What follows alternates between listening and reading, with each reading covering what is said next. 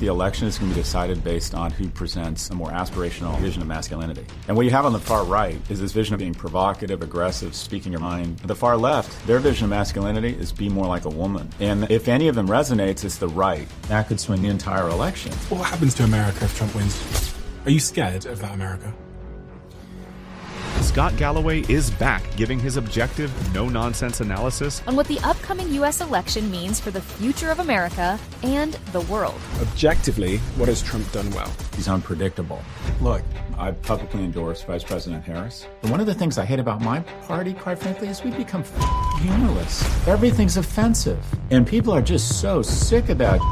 And then he showed up and started saying these really offensive things that felt raw and felt authentic and really appealed to people. And then if you go to the Democratic Party's website, there's a section that says who we serve. And it lists 16 demographic groups, but not one mention of the group that has fallen furthest in the United States, and that's young men. 3 out of 4 homeless people are men. 3 times as likely to kill themselves, 12 times as likely to be incarcerated, and yet they're fighting for everyone except for them. But they feel seen by the Republican Party and Trump, even though under Trump we'll probably have the largest tax increase in history on young people. And that has a lot of unfortunate ramifications. And I don't think young men realize this. Who do you think is going to win? I'll tell you what I'm doing this afternoon. I'm going to bet $358,000 on...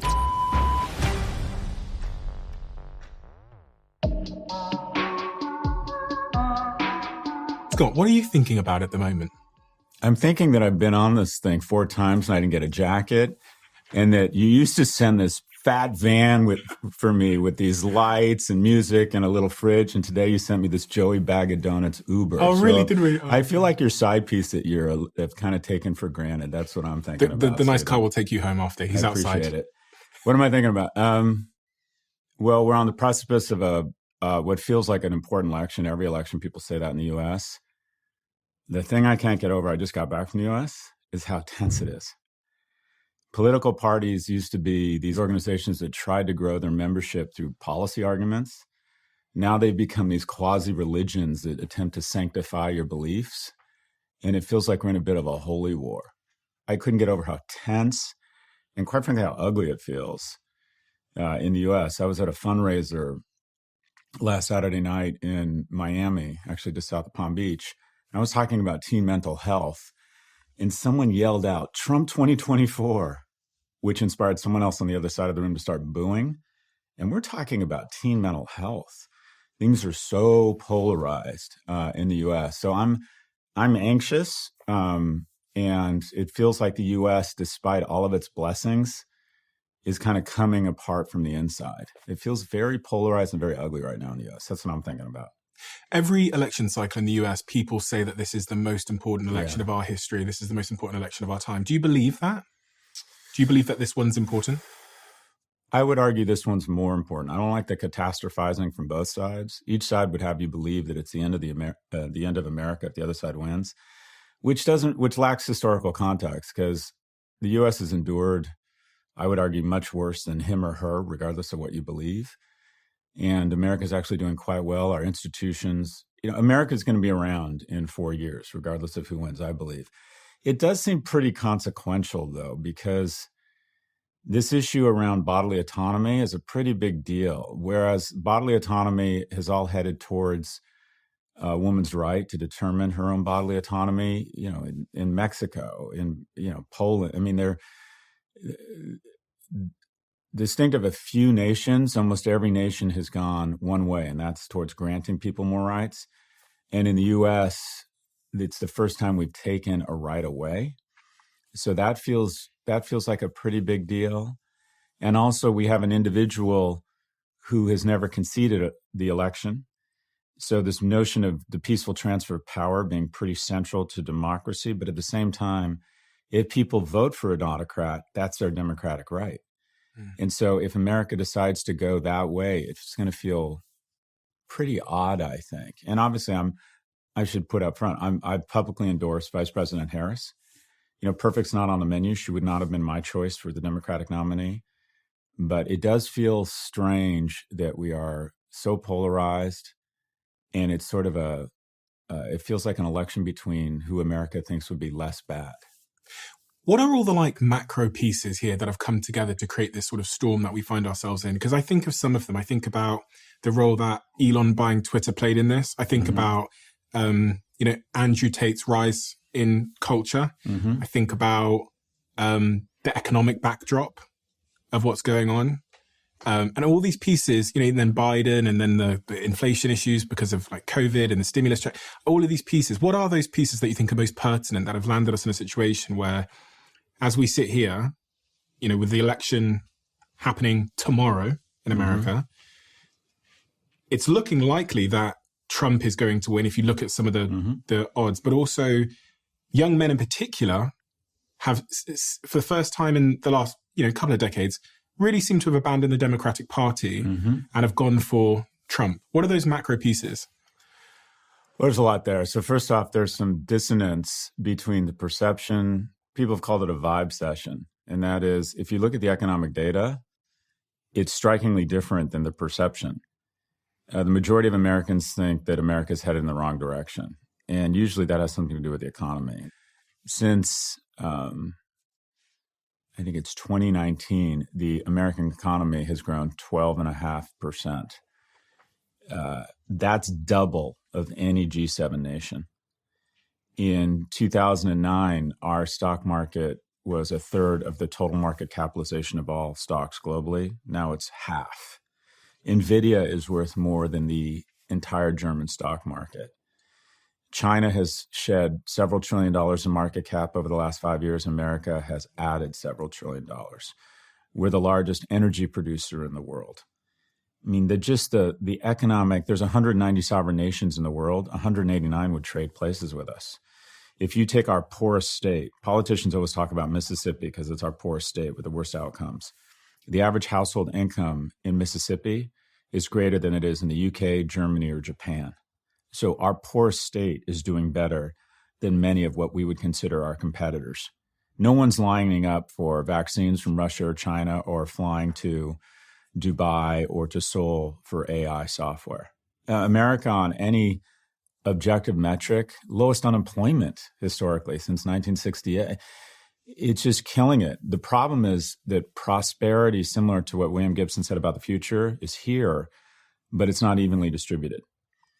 And you also have a lot of disruption, a lot of people who feel like their way of life has been undermined.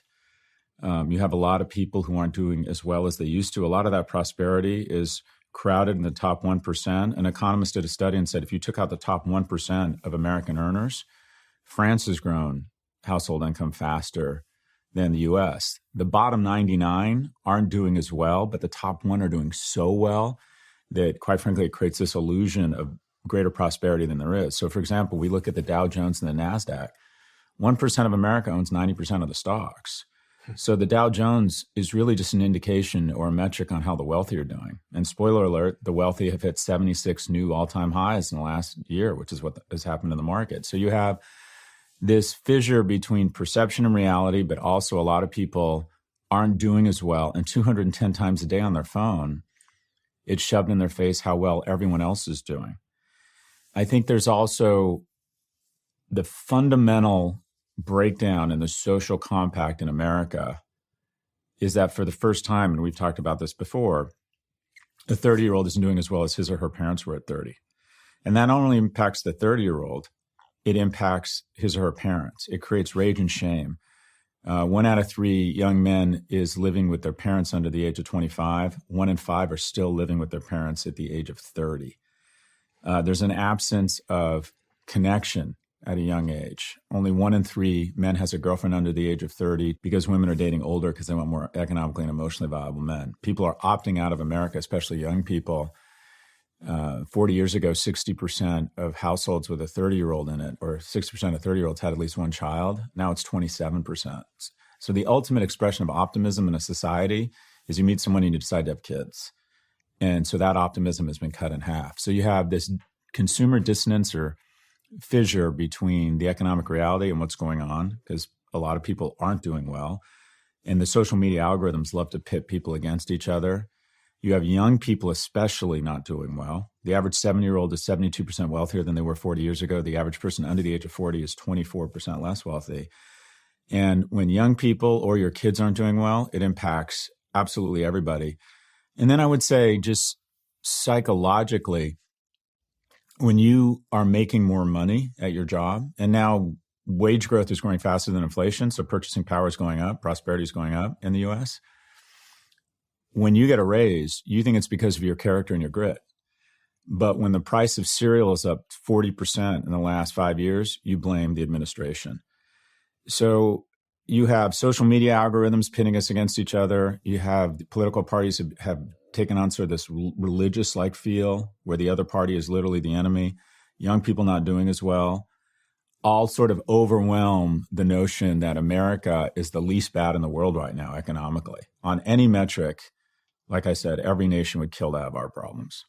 I was just thinking as you were speaking about this idea of perception versus reality, and then you mentioned algorithms and social media. And as you said that, I thought to myself, do you know what's interesting? Now that algorithms and social media have made our politicians more visible than ever.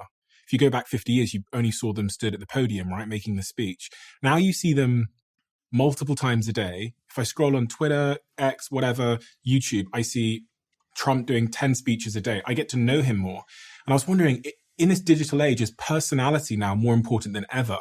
When I'm not just seeing you at the podium, I'm seeing you for 3 hours on Rogan, then 2 hours later, I'm seeing you in another state, then I'm seeing you on a clip, I'm seeing you at McDonald's.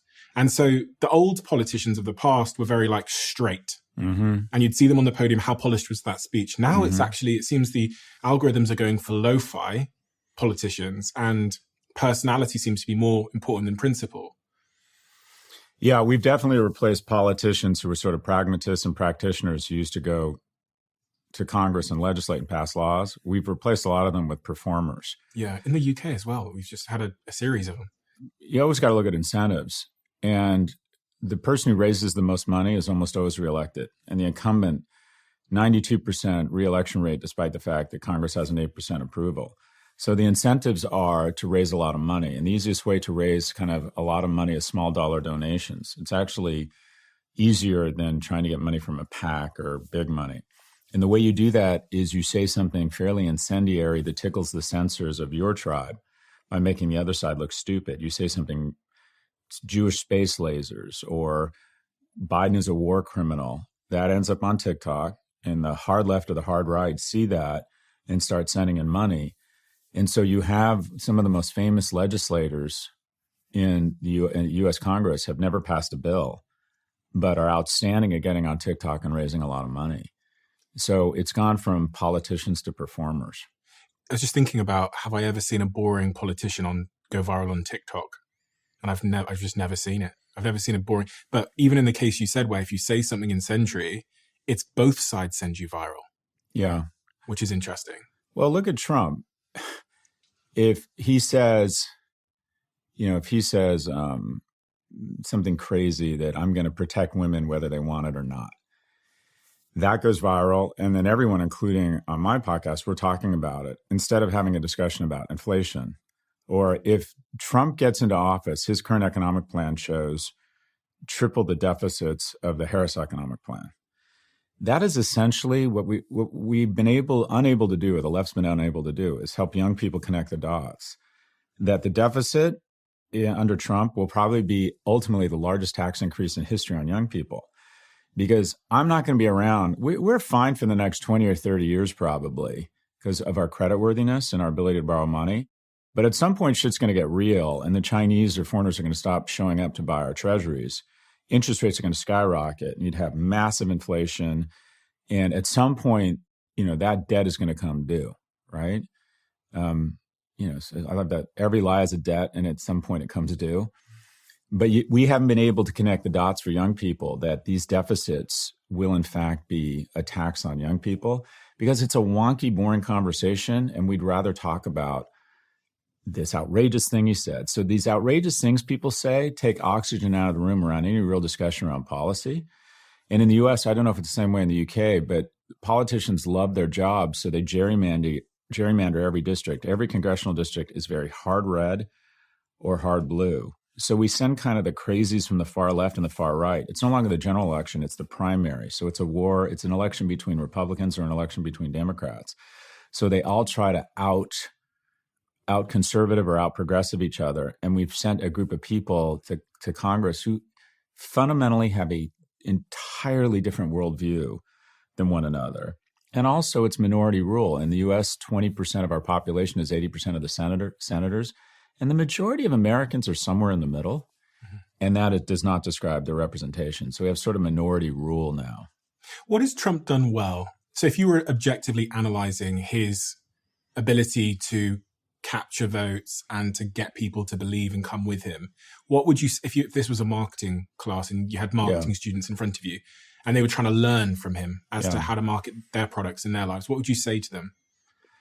Well, the ultimate business strategy is when everyone's barking up the same tree, when everyone's zigging, you zag.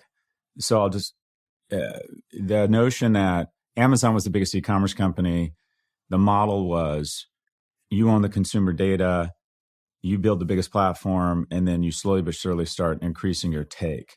And then Shopify comes in and says, your packaging, your data. I mean, the opposite of Amazon. We're not about the customer. We're about you're the customer. You're the client. You want to sell on our platform? You own everything. We're just here to service you. They kind of zag. That's the ultimate business strategy when everyone's going away to go the other. For the last 40 or 50 years, politicians have been very PG-13, trying to appeal to every group, worried about offending everybody. And people over time just felt like, this guy's really slick and makes me feel good, but he or she's lying to me. And then he showed up and started saying these really offensive things that felt raw and felt authentic and really appealed to people. Like, this guy's unafraid. He's telling it like it is. And he kind of tapped into this sort of grievance and anger that had been bubbling up and started saying these really off-color things. I'm going to ban Muslims from entering the country. And a lot of people, even if they don't believe that, said, well, you know, he's not a politician. He wants to burn it down. And he doesn't like, he wants to burn down his own party. So he really tapped into this authentic zeitgeist of zagging while everyone was zigging. He's absolutely the most non-traditional politician. I think in person he is charming. He's done a great job with social media, capturing attention. You know, we're in an attention economy, right?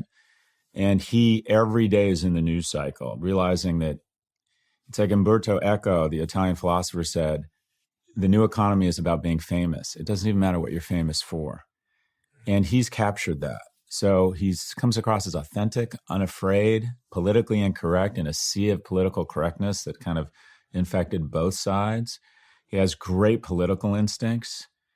So he's kind of zagged while everyone was zigging, and people found it refreshing. And even if people don't like him, a lot of people are under the impression that because he's a business person, I think 40% of America goes into the voting booth and just votes on who they think will put more money in their pocket. Full stop. They're like, government's ineffective. I just want them out of my pocket. And I think, correctly or incorrectly, more Americans believe that they'll have more money in their pocket because he's a businessman and will lower taxes. Even if we kick the can down the road in terms of deficit, he's convinced Americans that he's better on the economy than the Democrats. You watched him on Joe Rogan the other day? I saw some of it. That whole strategy of getting out and doing the podcast circuit, I think this is the first election cycle where I've seen podcasting become so important. And 100%. That Joe Rogan Trump moment, I think, is a real defining moment in podcasting, but also like political strategy. What did you think of that move? You're absolutely right, Stephen. So every election brings a new medium to the forefront. Kennedy and TV, FDR and radio, Obama and Google, Trump and Twitter. This will be the election, the podcast election. Because the last time there was a presidential race, since the last presidential race, cable TV is down 22% and podcasts are up 30%. So by going on Joe Rogan, 11 million people, 40 million people have seen that on YouTube. The average cable show gets about 500,000. A primetime cable show gets about 500,000 people. So going on Rogan for Trump is the equivalent or reaches the same number of people as if he went on MSNBC, CNN, and Fox every night during prime time for an hour, every day for an entire week. He will reach more people going on Rogan. you might get 300,000 or 400,000 going on CNN, maybe for a 6-minute or 10-minute or 20-minute interview. So this is definitely the election of podcasts. They have become dominant. I would argue the seminal podcast was actually Vice President Harris going on Call Her Daddy, because not only did they not go on this medium, they wouldn't have gone on that type of podcast. But for a week, the entire zeitgeist in the U.S. was talking about that podcast. It wasn't talking about her interview on Face the Nation, or it was talking about her on this podcast. So this is the election of the podcaster. For me, as an objective marketeer, watching that Rogan interview, I thought that Trump's team did a masterstroke. I thought it was, I thought it was absolutely the perfect thing to do, because 100%. Absolutely humanized Trump in softened him in a way that I hadn't seen before. And funnily enough, I won't name their name, but I know a lady who's a very strong feminist and is very anti-Trump and is very liberal. And she said she watched it. And the next day I said, what did you think of it? And she said to me, I burst out laughing like 10 times. He's so funny. He's a charming guy. That's what she said to me. And he talks about, when he was on The Apprentice, and it softened him, made him seem more human, which is what he needs. So it's a big mistake. Occasionally I hear from the campaign and they ask for advice. And whenever a campaign calls you and asks for advice. Which campaign? Well, the only people who've ever contacted me are on the Harris side. I got contacted by the Trump campaign in the last cycle, but not this one. I think they've figured out who I'm supporting. And whenever, by the way, I want to be clear, when they call you and ask for advice, that's Latin for please send us money. I think they pretend to care what you think. So I don't want to pretend that I'm having any sort of influence. But my one piece of advice to anyone I can talk to who's remotely linked to the Harris campaign is that she get on a plane, go to Austin, and do Rogan. Why is it in your view that men are, because, Trump's assembled this group of interesting individuals to be part of his campaign, from RFK to Elon to Vivek to Tulsi Gabbard now and himself. And this is drawn in, it seems like, young men. It seems like a lot of I actually did a poll in my group chat the other day, 3 or 4 days ago. So 6 men in there. And I polled them and I said, who do you want to win the election? And 4 of them said Trump. My position, actually, which I've not really ever shared publicly, is that I see no great option. Oh, perfect's not on the menu. Yeah, I see no great option. Yeah. So I'm like, and the things that, again, I think a lot about are the wars that are going on around the world. So I ask myself, who will stop the wars? And I think a little bit about the economy. And then also, from a selfish perspective, think about my ability to build businesses, to get visas in the US and those kinds of things. Yep. And I also think about women's reproductive rights, because I think that's an issue that's quite close to my heart. But why are men choosing Trump? So this is an unusual election in the sense that neither of these candidates, based on their metrics, has ever been elected before. We've never had, since maybe Roosevelt, was it Roosevelt or Truman actually, have we had an incumbent party be reelected when they have less than a 50% approval. So if Harris gets elected, it's almost a first time occurrence that an incumbent administration this unpopular gets reelected. Trump never cracked 50% approval. No presidential candidate who has never been above 50% has ever been reelected. So whoever wins, it's an unprecedented election of someone who typically does not get reelected. In terms of men, what you've seen is young men are going more conservative, young women are going slightly more progressive. And that has a lot of unfortunate ramifications because, again, it's another reason why young people are not getting together and mating. It's yet another reason not to date somebody. When I was your age, I was thinking about this when I was dating. For the life of me, if I went through every person I've dated in my 20s and 30s, I don't remember what their political affiliation was. I didn't care. We didn't talk about that. It was like, are you fun? I'm fun. Are you attracted to me? I'm not, let's go out, let's drink, let's see where this goes. We didn't talk about politics. So it's a shame because now politics is now kind of a gender divide. So it's having social ramifications. I would argue that young men are not going to the Republican Party. They're actually less conservative, or people have this image of young men that their knuckles are dragging along the ground. They actually are almost as in favor of gender rights as young women.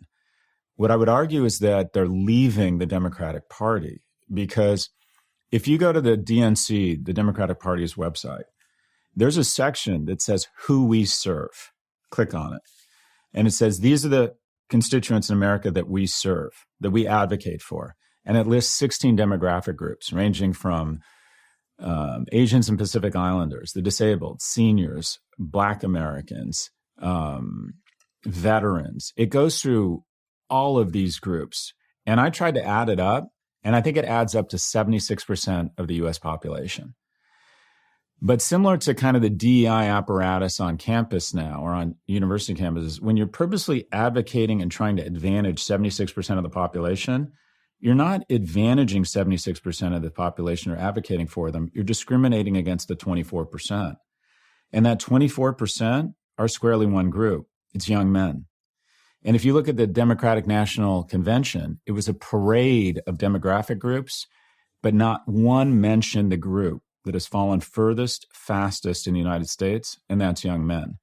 Families and young men feel this, right? We don't have an opioid or a homeless crisis in the United States. We have a male opioid and a male homeless crisis. 3 out of 4 opioid addicts, 3 out of 4 homeless people are men, right? 3 times as likely to kill themselves, 12 times as likely to be incarcerated.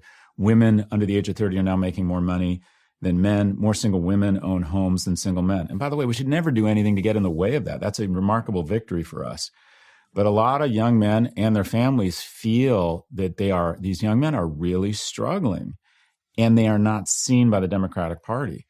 Because the Democratic Party, I would argue that our big failure over the last 20 years is that we've become sort of these self-appointed cops of social justice and have tried to lecture the nation on what is the right social policy or behaviors, and that America has pretty squarely rejected this.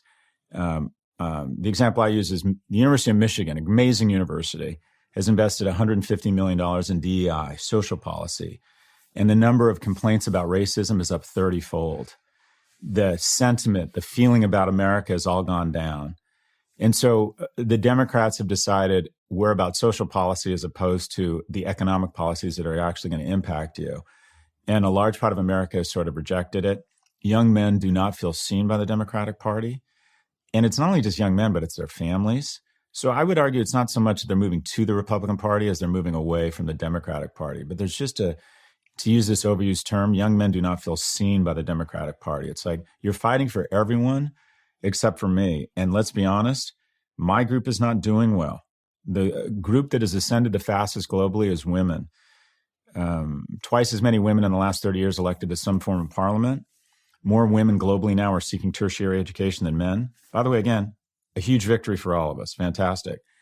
But there's this analogy that Chris Williams, the podcast that kind of reminds me a little bit of you, uses, and he calls it the high heels effect. And that is 50% of women say they won't date someone who's shorter than them. I bet it's more like 80%. It's just an embarrassing thing to say. And it's very instinctual because women at some point are more vulnerable because of pregnancy and raising kids.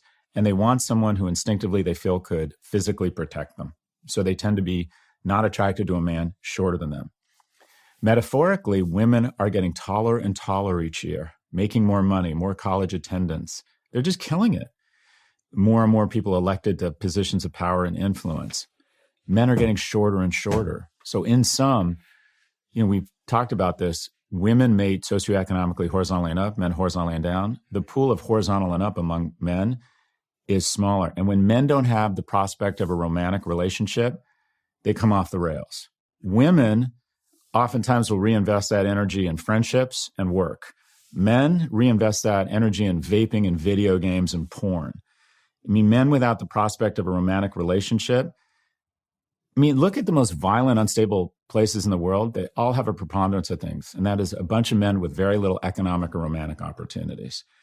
And so you have a cohort of not only young men, but families that are upset and angry about this cohort, maybe unfairly expectant around what they should expect from the American economy, but they're not doing well.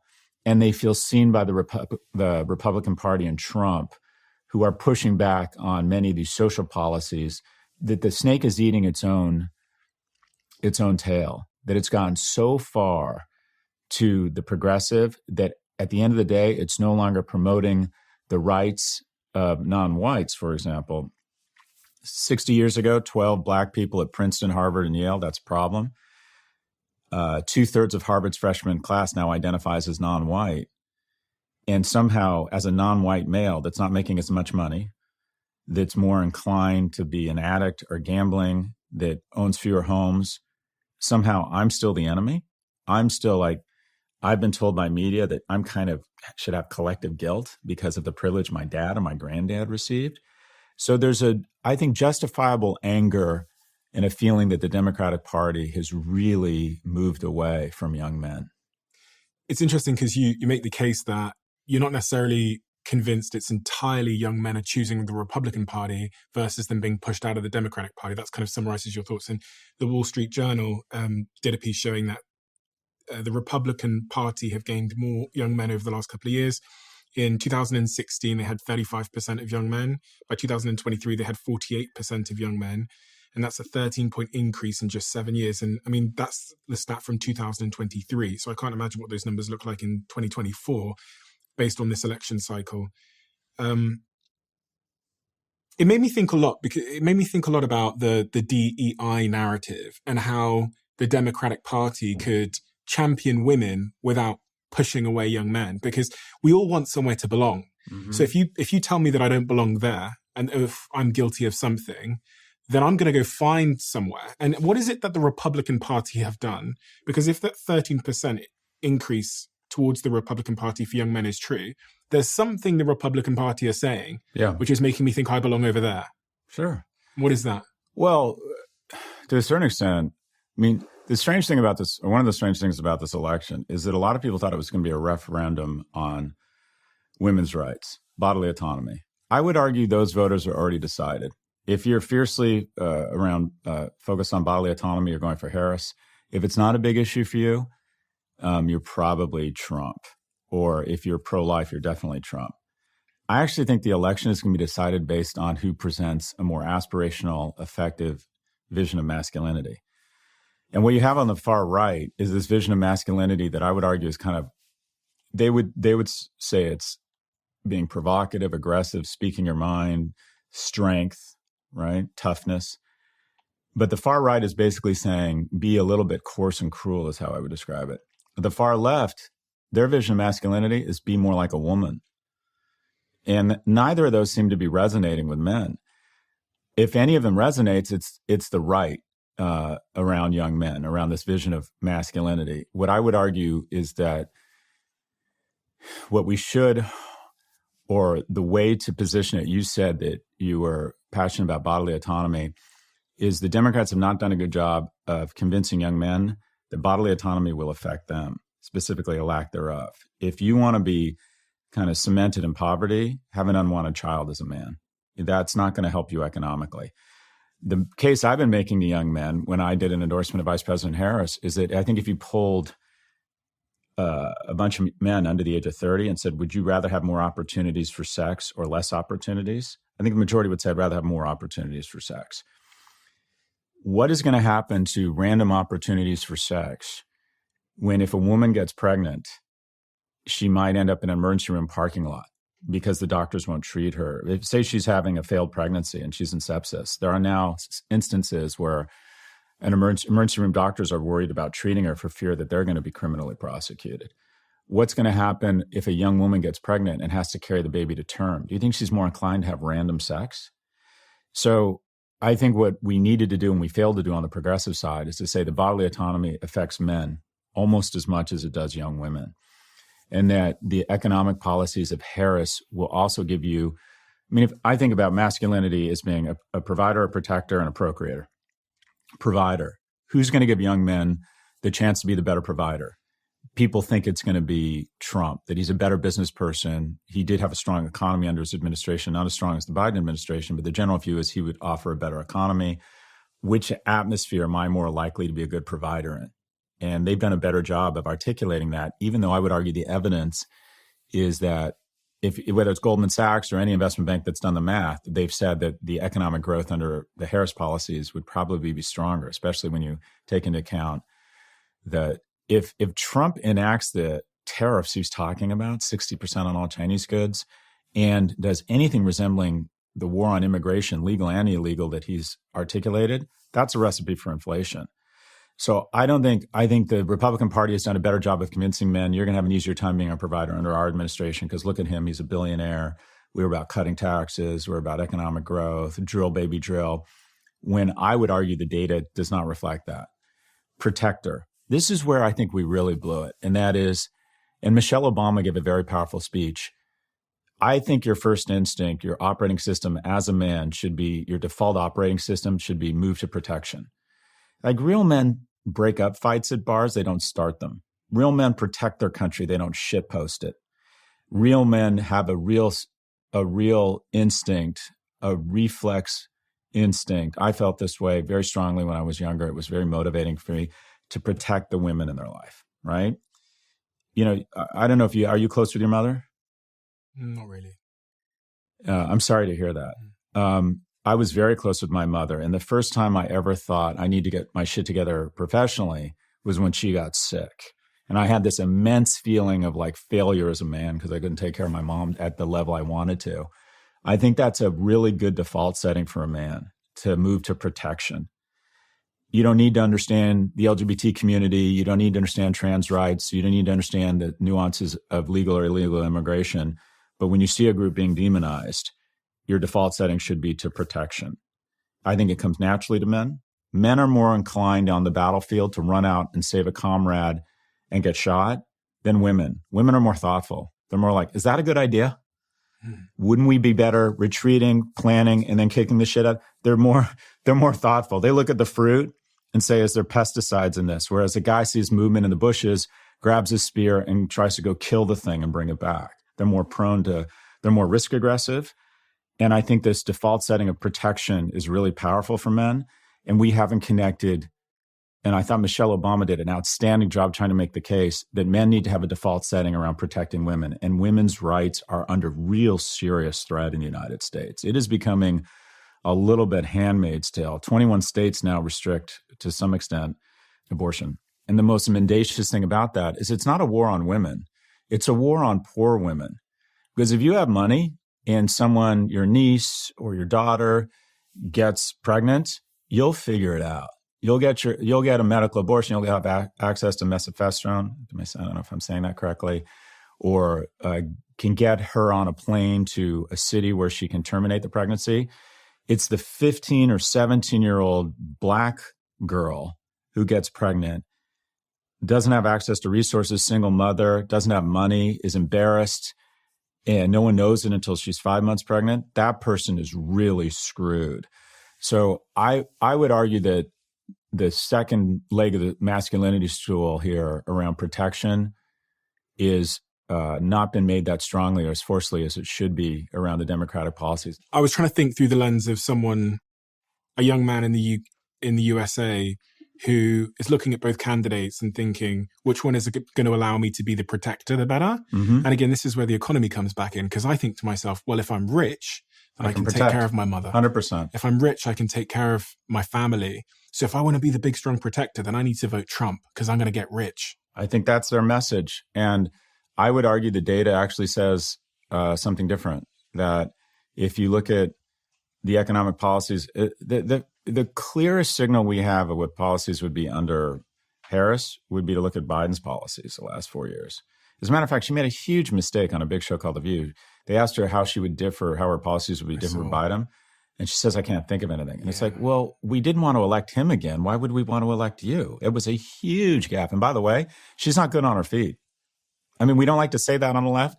She's gotten better. She was outstanding in the debate because you could tell she practiced and had the split screen. She destroyed him during the debate. But on her feet, she's not nearly as good as him. He comes off, he says stupid things, but he's likable and funny. And she thinks too much. She's just... You see her trying to mull for the perfect dance, whereas he just goes, blah, blah, blah, blah, blah. I walked into the room and I told Putin, stop that. I said, wait. I mean, you said wait to the president of Russia. And also, if you want to see real sexism and misogyny in America, there's just no getting around it. She is graded on an entirely different curve than him. If she had ever been accused of sexual assault, if she'd said half the crazy shit he said, it just would be like everyone's hair on fire. She'd be totally disqualified. You know, Van Jones, who I admire a lot, said, he's lawless. She has to be flawless. I mean, people are parsing her words. And then, you know, he says the strangest, weirdest things that make no sense and seem sort of just ridiculous. So she's graded on an entirely different curve than him. But provider, right, they've done a better job. Protector, I think young men are starting to see that this is getting really serious around bodily autonomy and we're headed in the wrong direction. And then procreation and all these things are tied together. She's offering a first-time homebuyer's tax credit, small business loans. Her tax policy would probably be better for young people, worse for older rich people, right? So I would argue that, and also at the end of the day, bodily autonomy, I go back to what I said earlier. Guys, if you're looking to have sex, you got to give women domain over their own person. There's a few things that I thought as you were talking through that then. One of them is, in life generally, you've got to be careful what hill you build yourself. And what I mean by that is, if Kamala Harris has built this hill of perfection and polish, then that's what she's graded on. And it's the same for all of us. I remember having a conversation with my friend who was taking to the internet to talk about environmental issues and stuff like that when I knew he didn't really give a fuck about those things. And I said to him, be very careful, because if that's the brand you build for yourself, that's also the brand you'll be attacked based on, because no one wants a contradiction. So be careful. You might not want to be perfect. I think the best, the sort of most protective position you can take in a world of cancel culture and wokeism is to admit how shit you are at everything, and admit how imperfect you are and how much you don't recycle, because then at least nobody can call you out. And what Donald Trump has built is this hill of like kind of sloppiness off the cuff. So we're so desensitized to it, and we don't actually hold him to the standard of the law anymore. Yeah. And so he's almost impossible to attack because it's so consistent. It's so consistent. If you're going to be accused of assault by a woman, the key is to be accused by 28. You don't say one offensive thing. You say offensive things every time you open your mouth. Rappers are the prime example. No one comes at them for what they say. No, but if Taylor Swift said something off, I'd be like, whoa, so it's flood the zone, but he seems authentic. And I also think that this is a lesson for the Democratic Party, I think, to get out of identity politics. I don't think we should have that page identifying policies based on your race, your sexual orientation, your gender. I think the sun has passed midday on that. On DEI, the whole DEI thing. I would argue that affirmative action is a wonderful thing, and it made sense for it to be race-based back in 1960. What is that? Sorry? Well, DEI, or affirmative action. So essentially in America, we've decided to advantage certain people from a very young age. We give them money, we give them preference getting into college. We're told we hire them based on their gender, their sexual orientation, the color of their skin. So we advantage some people, which there's just no getting around it, disadvantages others. So the question is, most people agree, Democrats and Republicans, that some people have had so many headwinds in their face, they deserve a hand up. The question is, how do you identify, and what's the metric for qualifying for a hand up? And traditionally, it's based on the DEI apparatus built on campus has been based on identity politics. Are you gay? Are you non-white? Right? And what I would argue is that we need to move past that, get out of identity politics, still have affirmative action, but it should be based on color, and that color should be green. And that is, in America, and this is wonderful, today, you'd rather be born non-white or gay than poor. And there's all sorts of evidence. And so Harvard now, 2/3 of their freshman class is non-white, but 70% of those non-whites came from upper income homes with dual parents. So letting in the Taiwanese billionaire private equity daughter is not diversity. So where I think we need to head in the nation is to move away in the Democratic Party from identity politics and say, you know what, we're here to continue to reinvest in the greatest innovation in history, and that's the middle class. And we're here to give people from lower income homes a hand up. And by the way, 70% of the people who now benefit from affirmative action would still get it, because we do still have a bit of an economic apartheid in the U.S. Black and Latino households average net worth around 20, 25 grand, average white household 150, 160 grand. So what you would do is the people who would lose in a new construct would be non-whites from wealthy households, and the people who would gain are white kids from Appalachia who come from low-income homes. But you tell some white kid being raised by a single parent in Kentucky whose dad has been incarcerated that, oh no, you don't deserve any sort of help. That family is pretty pissed off. So I have a bias here. I'm a beneficiary of affirmative action. I got something called Pell Grants. I was raised by a single immigrant mother who lived and died a secretary. Her household income was never over $40,000. So I got grants, not loans, based on my household income. And that, obviously, I'm a big fan of that. And so I think the Democratic Party would be well served to move away from identity politics and just talk about things like the middle class, talk about helping people who are, if you are from a top 1% income earning household, you're 77 times more likely to get into an elite school. The best thing that can happen to you in the US, the smartest thing you can do is decide to be born to rich parents. It's in a different life. And so I believe what the University of California system did in 1997, 27 years ago, is the right way to go. And that is they banned race-based affirmative action, and they have what's called an adversity score now. And they say, has this kid shown resilience and an ability to overcome obstacles in his or her life? And I think that's the right way to run, quite frankly, government policies. Because when we get into identity politics, I think it just creates more, it's now creating more problems than it's solving. I completely agree. And I'm obviously, think people would consider me to be a black man because my mother's Nigerian and I was born in Africa. And we had a tumultuous start to my life, I guess, in a way, because we didn't have money in the household. We struggled economically. But now I'm good. Yeah. So my future black kids aren't requiring any kind of advantages because they're going to be born into a different class. 100%. So you don't need to give my future black kids any leg up in the world when they've started with a dad who can open doors for them and can get them into whatever school he wants to get them into. So my belief has been, and it's a real belief that's grown in me over the last couple of years, is that we should be doing this based on class, as you say, and benefiting those at the very bottom of the socioeconomic ladder with those advantages, and not people like my future kids. That's right. Who absolutely will not need it in any regard. And I do think the DEI conversation is a bit problematic, and I've tried to keep it away from my companies. But at the same time, we do want a diversity of opinion. We do want a diversity of lived experience because we're in the creative industries and we want to represent the world.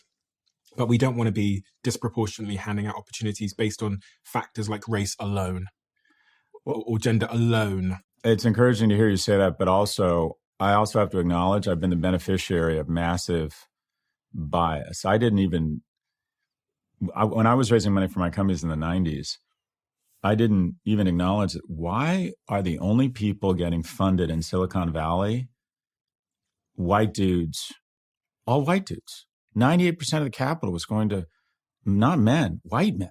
It's like, okay, I didn't even notice.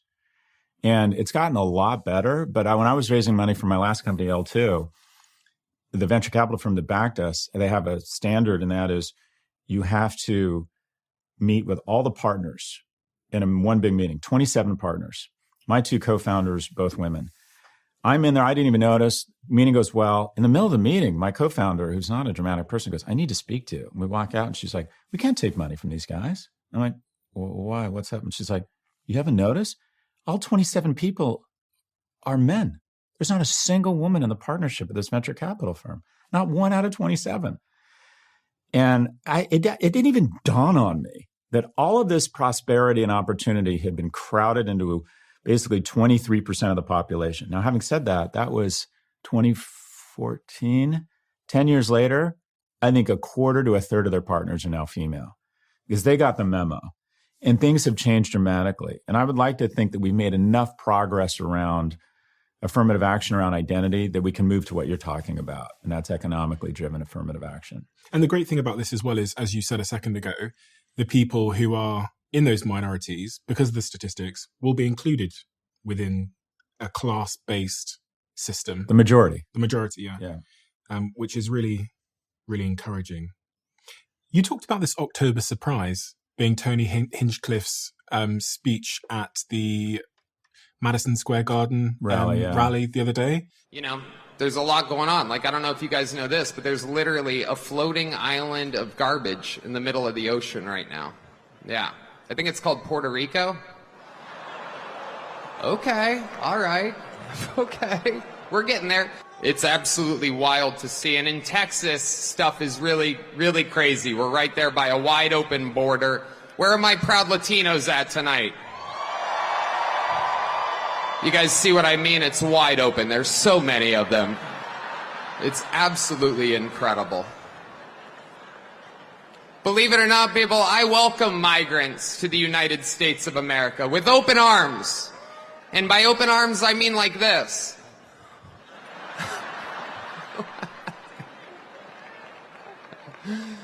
It's wild. And these Latinos, they love making babies too. Just know that. They do. They do. There's no pulling out. They don't do that. They come inside, just like they did to our country. Republicans are the party with a good sense of humor. I feel like I'm in two minds about it. Because I think mind one is I go, he's a comedian. Mm-hmm. And everybody knows he was telling a joke. Mm-hmm. Everybody knows that A, wasn't Trump that said it.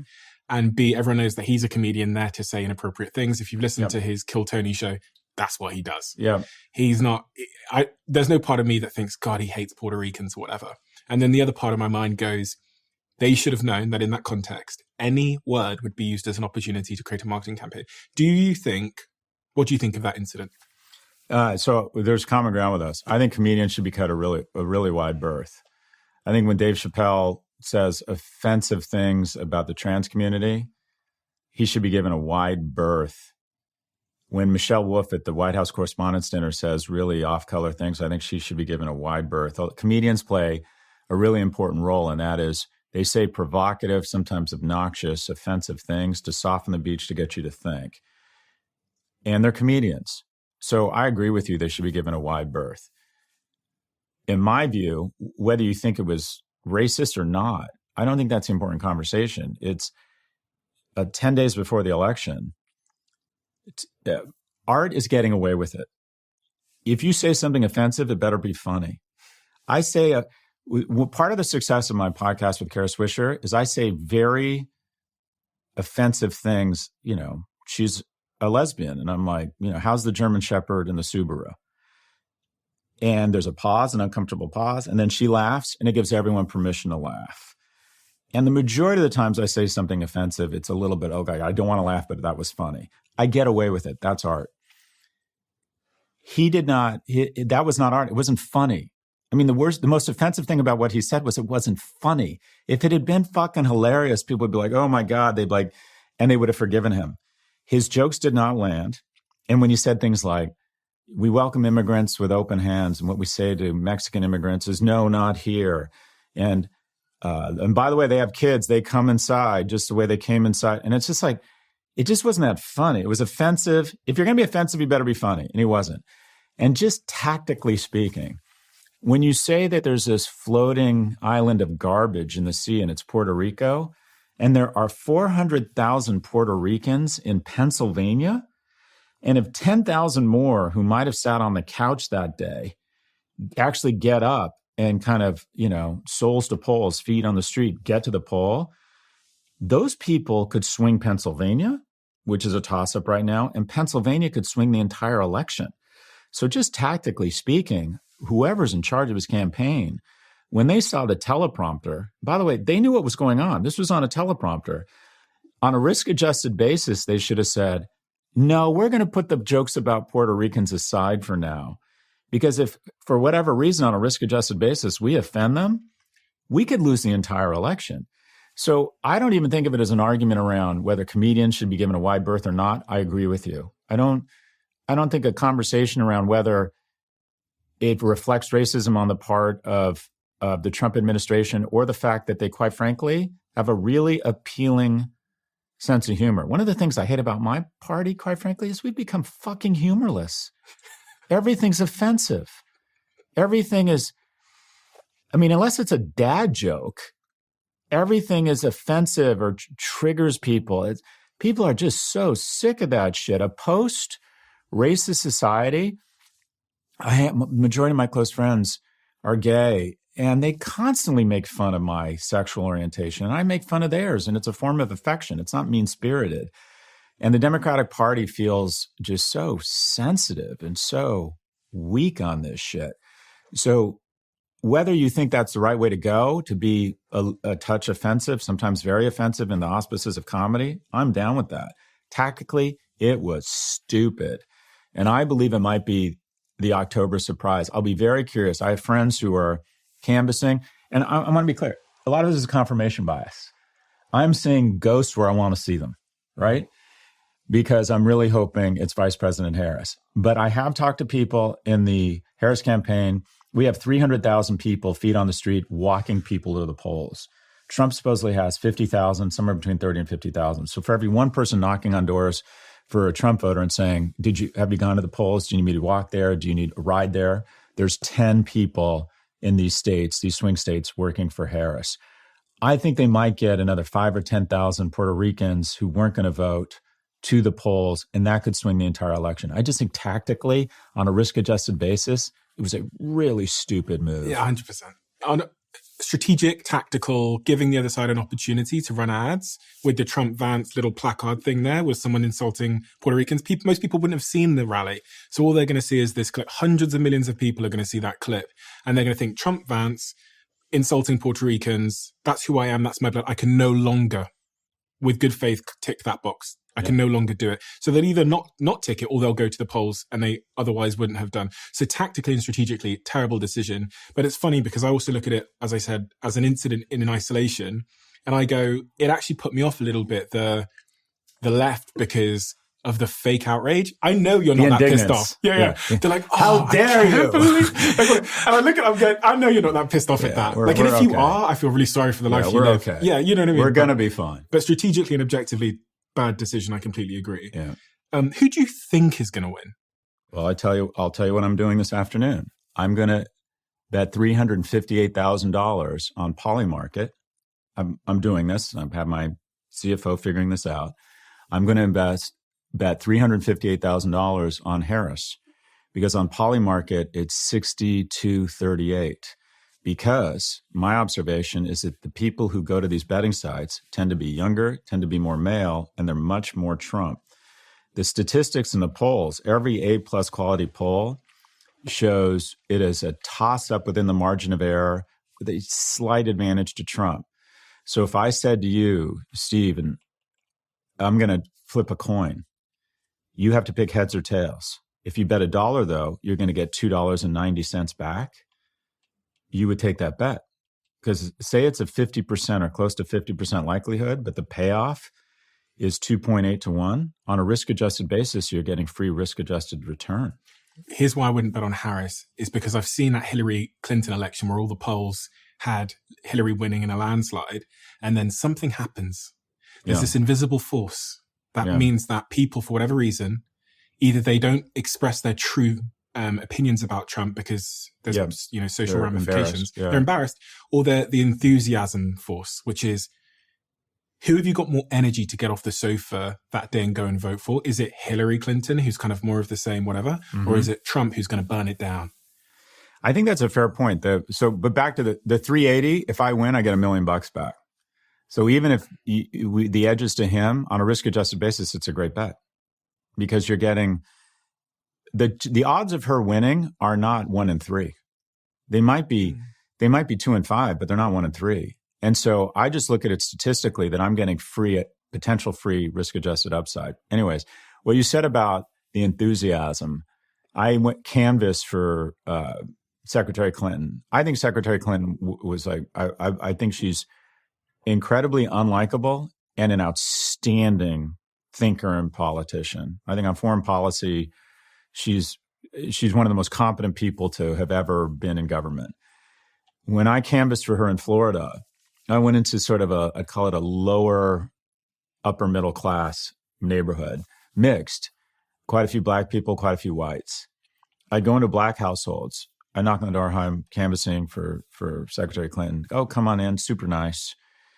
You voting? Yeah, you voting for Secretary Clinton? Yes, I am. Do you know where your polling station is? Oh, no, we haven't. I'm like, are you registered?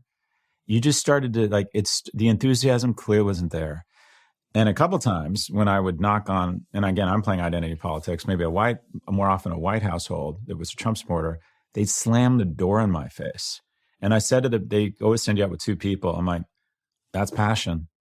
The other folks that are being nice to us, they don't even know where their polling stations are. They're not turning out like they were. There's not the enthusiasm there was for Obama. And I remember thinking, we might be in trouble here. The embarrassment or hold my beer while I go behind a curtain and vote for Trump effect, I think that's mostly gone away. I don't think people are nearly as embarrassed to say they're Trumpers now. So I think the polls are probably, there's less of a delta between the polls and what's actually going on than there used to be. Mm-hmm. But the honest answer is I don't know. The three reasons, or the reasons I think that Harris might pull it off or is going to pull it off, is one, the issue impacting women is bodily autonomy. I do think young women are squarely in Harris's camp. And quite frankly, women are more organized. So you have a young man and a young woman both planning to vote. There's a much greater likelihood the woman actually votes. This is sexist, but women are more organized, they're more meticulous, they're better planners, they're better allocators of their time. You're going to have more young men on November the 5th. For whatever reason, something's going to get in the way and they're not going to make it to the polls. That's going to happen a lot more to you'll see this when you have young men. I have a 17 to 14-year-old. Young men are just dopes. I'm not even a dad. I'm their prefrontal cortex. I'm helping them make decisions. And young men's prefrontal cortex literally doesn't catch up to a woman's until they're about 25, and then it catches up. So I'm banking on a much bigger turnout among young women than young men, and that's advantage Harris. I do think the last minute thing around Puerto Rico is really stupid in Pennsylvania. And also, I'd like to think some of this message around men being protectors and the message that I think the Democratic Party's done a pretty good job over the last couple of weeks is, guys, it's time for us to step up. But again, this is all confirmation bias. I'm looking for reasons why Harris is going to win. The majority of the polls I see within the margin of error, but if you were a statistician and you had to pick one, you'd probably pick Trump right now. So do you think Trump's going to win? I don't. I think Harris is going to win. Really? You think Harris? Yeah. You know what? I don't. Again, I think when people get behind the curtain, it's like, I think people are just exhausted. America is so, it's like if America were a horror movie, the call is coming from inside of the house. We're doing really well on the majority of dimensions that we're going to grow our economy next year in terms of gross domestic product by more than the rest of the world combined in gross dollar level. This is all prefrontal cortex. Well, can you name a great AI company outside of the U.S.? Most dominant technology in history, creating more shareholder value in the last 24 months than the entire auto industry has done since the beginning of the auto industry. What AI company exists outside of the U.S.? This is all prefrontal cortex still. And what's the amygdala? The amygdala, the emotional center of the brain, is seeing this guy in a suit get off a plane with his name on it. And so it doesn't really matter what you say when you come in onto the podium. I just saw a billionaire get off a plane with his name on it. I go, he's going to help me get rich. That's what the brain is like. And it's so interesting because as a marketeer, I've come to learn over time that stories, especially emotional ones, always trump data, facts, and stats in every regard. I was sat here with a neuroscientist one day who was talking about Trump, and I think it was Dr. Ben Carlson, and they were having a debate during the early primaries, maybe in 2016, and they were talking about the vaccine.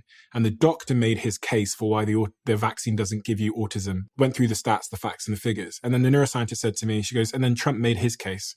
And he started his case like this. The needle, I got a friend who has a daughter who is this big, and points to the floor. After a vaccine, yeah. And they came to her with a needle this big, and they gave her the injection, and she's got autism. Yeah. And the neuroscientist said to me, she goes, I know he's not telling the truth, but even me, I felt less likely to give my daughter that vaccine because of that one emotional, personal anecdote versus the stats. And this is what this election looks like to me. The stats don't matter. The facts don't matter. How do I feel? What is the frame telling me when I look at you? Well, also, it reflects a lack of respect for our institutions. Both Republicans and Democrats. The anti-vax movement actually started on the far left. It was sort of a granola, don't put weird things in your body. But I think as much as you're talking about wanting to tickle people's emotional sensors, or they want to feel good as opposed to think about the data. We used to come together around data, and we used to respect institutions. When the American Pediatric Association said there's no evidence showing a correlation between vaccines and, myocardia or whatever it is, we can't find a correlation between vaccines and autism. The CDC, the American Pediatric Association, the American Health Association, the Journal of American JAMA, now people are like, oh, you can't trust those folks because there's a lack of respect. And I do think the right's been more responsible for the left. They go after institutions. And so people don't know who to trust, and they trust their social media algorithm now, which feeds them really incendiary kind of polarizing content. But back to why I think Harris ultimately is going to pull it out. I think people are exhausted, Stephen, and I think that Trump represents more chaos and exhaustion right now. I don't know this, but I'm hoping quite a few swing voters are going to go, do I really want to go back to that? It was pretty I don't think I wonder if people are going to remember, I wish they had those Apple Reels, just how chaotic and tense it was. I mean, think about Biden. The thing I love most about Biden was he was pretty boring. Yeah. I think people have forgotten what it was like. That COVID, the Black Lives Matters protests, everything being smashed to pieces, the US burning, and then the whole COVID chaos. And when I looked at the stats ahead of our conversation today that asked people, is your life better or worse than it was 4 years ago? Most people think their life was better then. Because you have this rose-tinted sort of glasses about the past. It's why that question, I can't remember, was it Reagan or one of the politicians who was the pioneer of that election shifting question, which is, do you feel better off now than 4 years ago? It works every election cycle because people almost always think they were worse off 4 years. They were better off 4 years ago than they are today. They always think you could say that in any election cycle, and it's persuasive. And you go, do you know what? Actually, yeah. Even if you have more money, your health is better, your education's better, you'll still look back at the past and go, those were the good old days.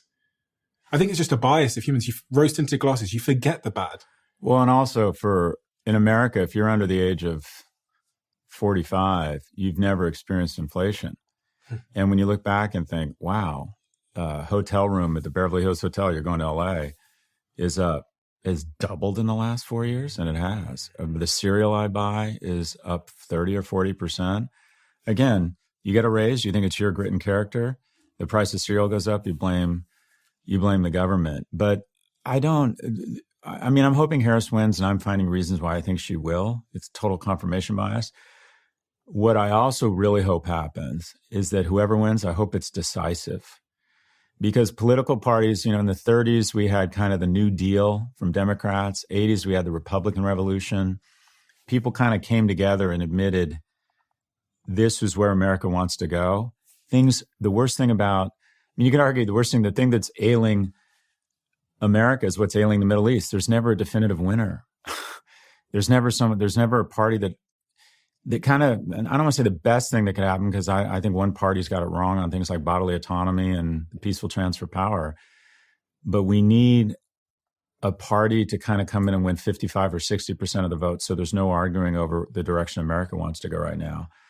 Because if it's really close, there's just going to be so much. The amount of money that's being lined up and the number of lawyers lined up to contest the election on either side right now is just crazy. And one of the things I love about the UK, you guys start and finish an election in 8 weeks. And it also kind of seems like, whatever this guy's name is, people don't like him, but they don't hate him. It's sort of like, okay, it's over, keep calm and move along. In the US, it's gotten so, it's like we're so spoiled by our blessings and our prosperity. The one algorithms have taken us away from each other. Also, and I realize I'm paranoid, but it doesn't mean I'm wrong, I think the CCP and Russia cannot beat us kinetically. They cannot beat us economically. So they're weaponizing social media platforms to divide us from one another. And I think they're doing a really good job. And Americans are easier to fool than convinced we've been fooled. And I think there are bad actors, foreign actors, who've weaponized these platforms to, quite frankly, start getting us to hate each other. The easiest way to defeat Native Americans was to get them warring with each other and have them kill 30% of each other and then come in for a cleanup operation. And I think that's happening in the U.S. right now. If you go on TikTok, there's 52 pro-Hamas videos for every one pro-Israel video. And I'm not suggesting the CCP or the GRU are anti-Semitic. I'm suggesting they see an opportunity to polarize people internally in the U.S. and get us hating each other. No one can defeat us right now. We are undefeatable from a military or an economic standpoint right now. The way to defeat us and deposition us strategically, internationally, is to get us hating each other. And I think they're doing a good job of it. That's the most convincing argument I've actually ever heard for why China played a role in TikTok and why also they don't care about owning it, is because they set up an algorithm which is so unbelievably brutal. We always, I come from a social media background where we worked in social media for 10, 15 years now. And the one defining thing about the TikTok algorithm is if you post something, regardless of how many followers you have, it'll either get 1,000 views or 7 million. It's the only algorithm with such extreme variance. And what that tells you is that the algorithm is basically saying, okay, take that and show it to everybody. And actually, that's not good to show it to nobody. Yeah. And because it's doing that, you can imagine the amount of sort of division where polarizing content on this side is going to everyone. Nuance goes to no one. Nuance, like unemotional nuance takes, goes to no one. And then polarizing content on the left or the right also goes to everyone. So if I was actually thinking about it, if I was brainstorming in China and I wanted to tear the West apart, what I would do is I would introduce an app that has an extreme algorithm either way. And I wouldn't care about owning it. I wouldn't care about, they can run it. I'll give them all the shares. Just get it into their society. While over there in China, we control our algorithm. Well, we don't allow foreign actors anywhere near. Yeah. I'm going to list now every American media company in China. Okay, I'm done.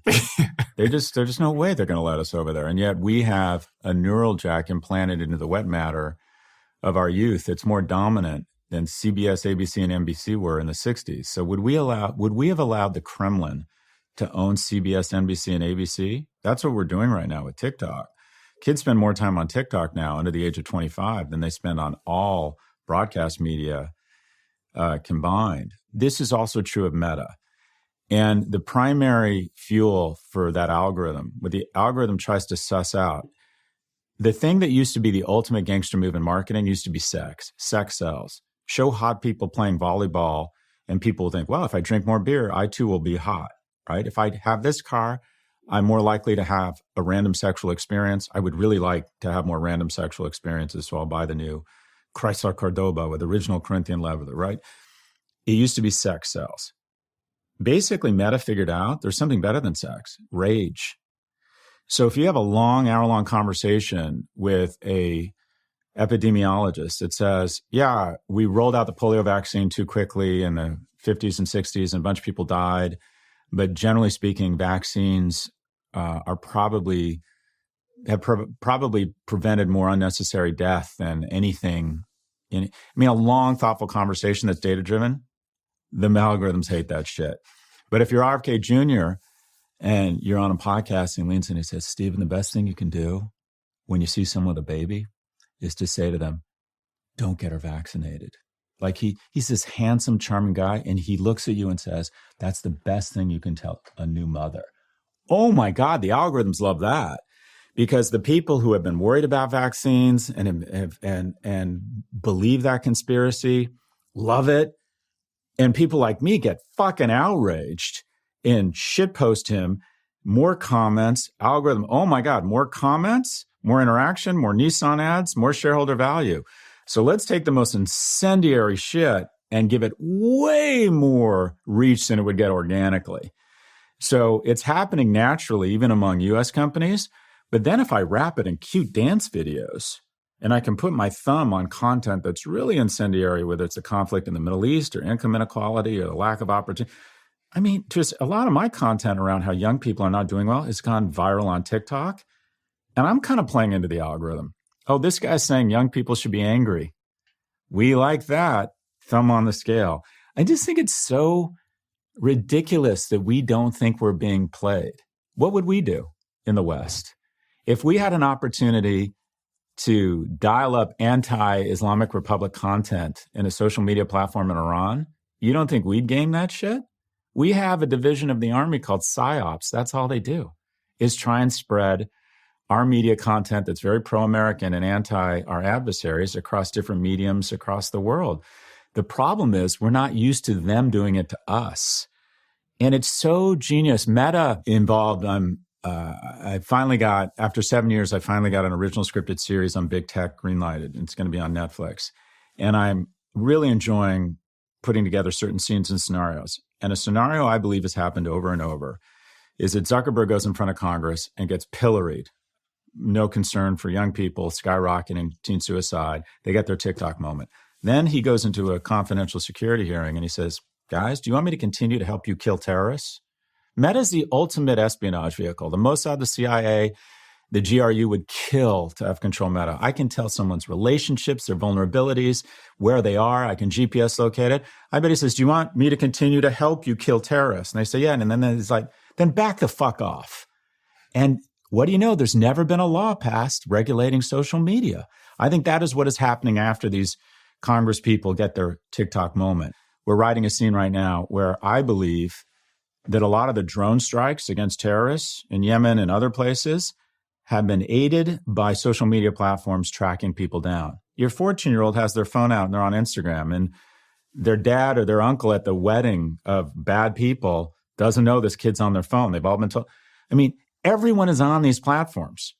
So I think we're doing it.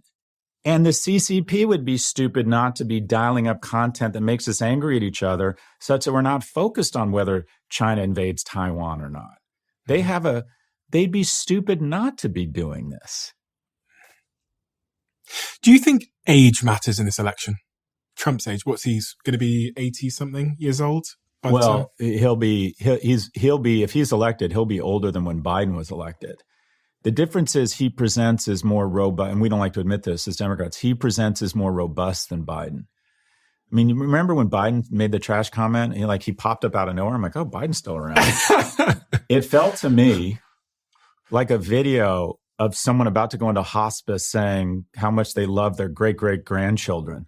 He started over the previous two sentences. They managed to get the words out. And I said, oh, gosh. Man, his voice is weak. He feels like it's past his expiration date. And on the Democratic Party, we're so politically correct, we thought we were being ageist. And if Harris loses, I don't think it's going to reflect well on Biden. Biden did not want to drop out. We have this myth that he dropped out. No, he was booted out. Yeah. Nancy Pelosi walked up, Speaker Pelosi, and said, if you don't drop out, she saw the down ballot was going to be terrible with him at the top of the ticket.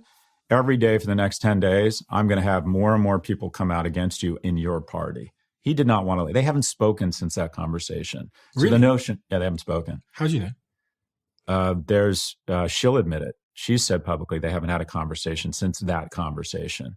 I mean, the notion that all of a sudden he woke up, whatever it was, 9 weeks before the election and decided it'd be best for America if I dropped out. No, these people are narcissists. The same way Ruth Bader Ginsburg, her narcissism ended up hugely. No one believes they're actually going to die, right? I mean, you didn't see Senator Feinstein. It was a ghoulish. It was the land of the walking dead. And she couldn't show up for a hearing. By virtue of you running for office, to put up with all of that bullshit, you have to get tremendous gratification from ego-driven industries. You have to be, I think it's almost impossible not to be a narcissist. Biden's narcissism may cost us the election because the reality is this would have been a much better candidate had there been a competition, not a coronation. We are great at producing qualified candidates who have to go through. If you talk to anyone who's going on a mission in the military and they get to pick their crew, the first question is very simple. Have they ever seen combat? Have they ever been on a mission that involved combat? That's the first consideration. There's just nothing that gets you ready for combat like combat. And the primary process is combat. The debates, the media scrutiny, you get good, you get battle tested, or you get swept off the deck immediately. Here are some of the people who are leading in the polls. You know who Herman Cain is? Oh, is he the black? Yeah, the black guy. He was leading the Republican. Rudy Giuliani was leading. Do you remember who Fred Thompson was? No, I don't know. Star of LA Law. He was number one in the polls. As soon as the campaigns and the primaries started, they got swept off the decks. Now, Vice President Harris may have well been the candidate that won, but I think she would have been more battle tested if she'd been forced to do a series of debates, or we would have ended up with a Newsom or a Whitner. I think we did ourselves a disservice, or specifically Biden and the Democratic Party, who thought that biology got the memo about ageism and being politically correct. It is insane that we allowed that to happen, to go on as long as it did. He should have been forced out of the race well before he was. I think there'll be a lot of second guessing if she doesn't win. I think a lot of it is going to land on his shoulders and the people around him in the Democratic Party who went into this consensual hallucination that we were being ageist. Well, you know who else is ageist? Biology. And biology's attitude was, hold my beer. Look at this guy. You said on the Pivot podcast that there's a 1 in 3 chance that Trump dies in office just based on his age and BMI. If I was an insurance agent and he wanted $300,000 in insurance, life insurance, and I didn't need profits or anything, I would charge him $100,000 because just based on his body mass index and his age, there's a 1 in 3 chance he leaves feet first from the White House. 2 last things. Trump and Elon Musk, what do you make of that partnership? Do you think that's been a net positive for the Republicans? Yeah. Yeah. When you see that booster rocket barreling towards gravity like sucking it back down, and then it ignites, and somehow this shit straightens out, and it veers and navigates into these giant metal chopsticks, you're just like, fucking A, man. I want a Tesla. I want to go on Twitter. I want to whoever that guy's voting for, I'm voting for. I mean, that stuff is impressive. He's also got a very big platform to weaponize. He's basically said, I don't care if it's illegal. I'm going to run these contests, $1 million a day to registrants. I think he's probably the most aspirational figure among young men globally. I mean, he's building cars, rockets, and has brain chips. It's like he's every 8-year-old boy's dream. Tunnels. I mean, he's impossible not to admire on a lot of levels. It's very good for Trump. It feeds into this manosphere, politically incorrect, economic growth. The guy is, there's no doubt about it, a genius and a risk taker and has balls the size of Saturn to do the shit he's done. So huge, huge advantage. One of Biden's biggest mistakes politically was he had an EV summit and he didn't invite Musk. So let's have the woman who invented the Pontiac Leaf there, but we're not going to have Tesla there? That was so stupid. And I hold grudges for much less than that. And Elon used to be kind of he voted for Obama. I wouldn't describe him as a hardcore conservative, but he said he queued for hours and hours to shake Obama's hand. Yeah. So we/Biden blew it. And also the really dangerous thing about an autocracy is that it's really effective. And that is the following. If you do the algebra, if I'm a VC that's bet big on crypto, and I say, and Trump says to me, raise me $1 billion and I'll have the Fed announce that they're putting $10 billion into crypto, into Bitcoin. I wouldn't be surprised if this conversation has happened. Hey, Mark Andreessen, I know you have huge investments in Bitcoin and crypto on the blockchain. I'm going to take Bitcoin to $1 million a coin. And this is how I'm going to do it. And I need you to raise me $1 billion. I bet that something along that conversation has happened. A former attorney general and someone who's raised, went to law school, I don't think she's had that conversation with anyone, or at least it's a lot more opaque. In addition, the algebra is the following. If I support Trump and he loses, there's really almost zero chance. I might not get an ambassadorship to France, but there's zero chance Vice President Harris is going to weaponize the DOJ and come after me. He has threatened people and companies with the full power and heft of government agencies if they're not supportive of him. So I support him and he loses, I'm still fine. And I'm money good if he wins. I support her and he wins, I don't know. I talked to a very famous host of a morning show that's this iconic journalist who's been very anti-Trump. He's thinking about moving to London if he wins. Not one of these, I'm out of here, I hate America. He's physically worried that he might be, that he will need to go offline for a while because he doesn't want to get in the crosshairs of the DOJ or organization weaponized. Jamie Dimon, smart guy, great leader. I just don't believe Jamie Dimon in any way supports Trump, but occasionally throws out a nice thing about him because he wants to be Treasury Secretary and he doesn't want Trump coming after JP Morgan. By the way, JP Morgan is worth more than the 10 biggest banks in Europe, just to give you a sense of how well the American economy is doing. So the upside, the math is the following. I have less downside if I support Trump than if I support Harris. What happens to America if Trump wins, do you think? Well, are you scared of that America? No, not as much as people are. I think the catastrophizing on both sides is ridiculous. Not ridiculous. I just don't think it's warranted. It doesn't recognize history. America is so strong economically. I think America is such an incredible experiment. People still want to go there. The human capital inflows are still unbelievable. The risk-taking, the institutions. I think America is stronger than any individual candidate. And I think we have survived worse than him or her. Both sides claim it's the end of America if he or she gets in. The catastrophizing from both sides, I don't think recognizes history nor appreciates. America has endured much worse than him or her. So I don't think America goes away or anything like that. There are certain groups that will be hurt.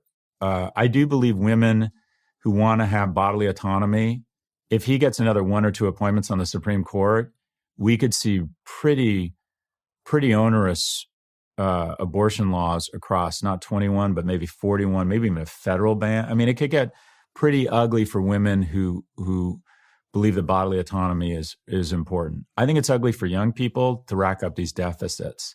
Essentially, a deficit is a tax on young people paid in 10 or 20 years. Deficits don't matter. Deficits are really good for me because I get the champagne and cocaine of short-term stimulus. We're spending $7 trillion a year on $5 trillion in receipts. That's great for me. My stocks go up. The price of my homes go up. By the time shit gets real and Chinese don't show up for a treasury auction, I'm probably, I don't know, sitting in Aspen waiting for the ass cancer. I mean, I'm literally going to be 70 or 80 by the time that happens. People your age, by the time you come into your prime income earning years, if you're in America, you might see mortgage rates at 22%. You might see runaway inflation. These deficits are totally out of control.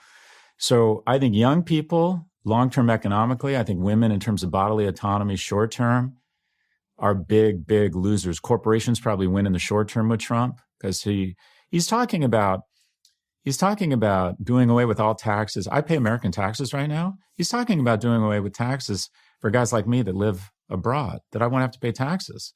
I'm like, all right, brother, let's rock on. Let's roll. But young people in America who are going to have to deal with a debt to GDP that might be 200 or 300%, which usually doesn't end well. So I think certain groups won't do well. But the notion that America is going to go away or all of a sudden, I think we'd probably have less authority on a global stage. I think it's very hard for us to wave our finger at anyone. I think we'll lack moral authority with someone like Trump in office. But at the same time, a lot of policy experts say nations might be more afraid to take actions against America because he's unpredictable. He's not measured in any way. So do you think he's more likely to end the wars? Because I have to be honest, this is one where I go, I think Trump calling up a Putin is more likely to end the war than Kamala Harris or the Democrats calling up Putin, because they're on a similar wavelength of, I don't even know what the word is, but I feel like there's a higher probability. I'm not saying it will be a good deal for the Ukraine, right? But I think the missiles will stop firing. So from Putin's end, if Trump is in power. I understand that math. The way I do the math is similar, but it's when that call happens and what position of leverage we're in to force Putin to strike a deal that maintains as much dignity as possible and land for Ukraine. And I think that call is best placed when it's fairly clear the West is willing to go much deeper and much longer. I think the Russians respond to one thing, leverage and power. And I do think the Europeans are actually ready to step up if America steps back. I think we get, quote unquote, a better deal if that call is, yeah, I've just allocated another 60, 70 billion. We're ready to do this. Europe's stepping up. This is going to continue to be a meat grinder for you. Or we can do a deal. I think that's the call you want. Whereas I think Putin gets on the phone with Trump day one and thinks, I have a lot of leverage here. This guy wants out. He's going to pull funding. So I think the call happens either way. I don't think it happens as quickly in a Democratic administration, but I think we have more leverage.